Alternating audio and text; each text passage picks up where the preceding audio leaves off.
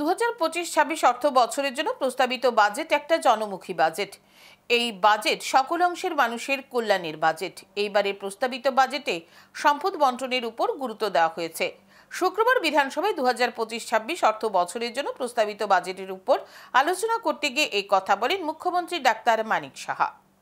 দিবারাত্রি পরিশ্রম করে অর্থমন্ত্রী প্রণজিৎ সিংহ রায় 2025-26 অর্থ বছরের জন্য প্রস্তাবিত বাজেট তৈরি করেছেন। বিভিন্ন দপ্তরের আধিকারিকদের সাথে কথা বলে সংশ্লিষ্ট দপ্তরের জন্য প্রয়োজনীয় অর্থের বরাদ্দ রেখেছেন এই প্রস্তাবিত বাজেটে। শুক্রবার 2025-26 অর্থ বছরের জন্য প্রস্তাবিত বাজেটের উপর আলোচনা করতে গিয়ে এই কথা বলেন মুখ্যমন্ত্রী ডাক্তার মানিক সাহা। মুখ্যমন্ত্রী এদিন প্রস্তাবিত বাজেটকে সমর্থন জানিয়ে অর্থমন্ত্রীকে ধন্যবাদ জানান। প্রস্তাবিত এই বাজেট একটা জনমুখী বাজেট। এই বাজেট সকল অংশের মানুষের কল্যাণের বাজেট। এবারের প্রস্তাবিত বাজেটে সম্পদ বন্টনের উপর গুরুত্ব দেওয়া হয়েছে। এতে করে স্বাস্থ্য, শিক্ষা, নারী ক্ষমতায়ন, সামাজিক নিরাপত্তা, সামাজিক পরিকাঠামো উন্নয়ন সহ বিভিন্ন বিষয়কে গুরুত্ব দেওয়া হয়েছে। জিএসডিপি বৃদ্ধি পেলে বুঝতে হবে বাজেট সঠিক পথে যাচ্ছে। প্রস্তাবিত বাজেটে আয় ও ব্যয়ের মধ্যে সামঞ্জস্য রাখা হয়েছে, যাকে বলা হয় অর্থনৈতিক শৃঙ্খলা। এই বাজেটে আমরা দেখতে পেয়েছি ফিসক্যাল রেসপন্স, অর্থাৎ financial discipline. This is very important. এটা বাড়িতেও কিন্তু আমাদের ঘরেও যদি ফিনান্সিয়াল ডিসিপ্লিন না থাকে তাহলে এই বাজেট কোনো অবস্থায় আমরা সামনে দিয়ে কিন্তু দিতে পারবো না।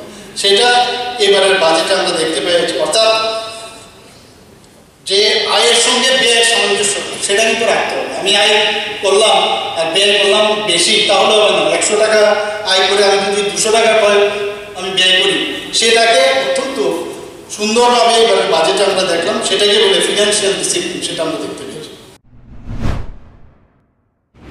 রাজস্ব পরিকল্পনা ও স্বচ্ছতার বিষয়টি ফুটে উঠেছে এবারের বাজেটে।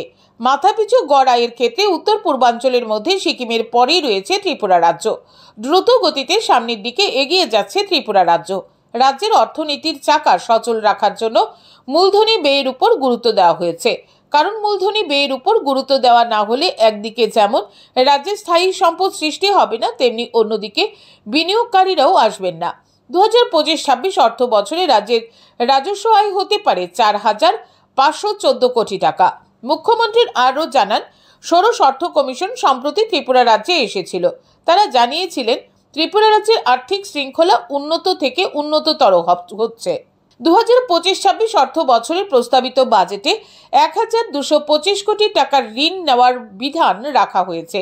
রাজ্যে বর্তমানে 10টি চলমান প্রকল্প রয়েছে। এই প্রকল্পগুলোর জন্য ঋণ নেওয়া হচ্ছে। যদি রাজ্যের মাথাপিছু গড় আয় আমরা যদি তুলনা করি 2017-18 সালে 1,444,000 টাকা ছিল। 2023 সালে সেটা বৃদ্ধি পেয়ে 1,77,723 টাকা হয়েছে। কাজে সিকিমের পরে নর্থ ইস্টার্ন রিজিয়নের মধ্যে ত্রিপুরা হচ্ছে দ্বিতীয় সর্বাধিক রাজ্য, যেখানে মাথাপিছু গড় আয় আমাদের এখন সিকিমের পরেই নর্থ ইস্টের মধ্যে সেকেন্ড রাজ্য। জনজাতিদের সার্বিক উন্নয়নের লক্ষ্যে এবারের বাজেটে সুনির্দিষ্ট কিছু কর্মসূচি রাখা হয়েছে। জনজাতিদের উন্নয়নে এবারের বাজেটে 7,149 কোটি টাকা বরাদ্দ রাখা হয়েছে। বর্তমানে ত্রিপুরা রাজ্যকে উগ্রবাদী মুক্ত রাজ্য বলা চলে। এটা সম্ভব হয়েছে রাজ্য সরকার, কেন্দ্রীয় সরকার ও উগ্রবাদী সংগঠনের মধ্যে মৌ চুক্তির ফলে। এই উগ্রবাদীদের মদতদাতা কারা তা সকলের জানা। তারা এখনও ত্রিপুরা রাজ্যে রয়েছে বলে দাবি করেন মুখ্যমন্ত্রী। 2018 সালের পূর্বে রাজ্যে 4টি একলব্য স্কুল ছিল। কেন্দ্রীয় সরকার নতুন করে 21টি একলব্য স্কুলের অনুমোদন দিয়েছে। মুখ্যমন্ত্রী এদিন রাজ্য সরকারের বিভিন্ন উন্নয়নমুখী কাজের বিষয়ে বিস্তারিত তুলে ধরেন। Bureau report, news today.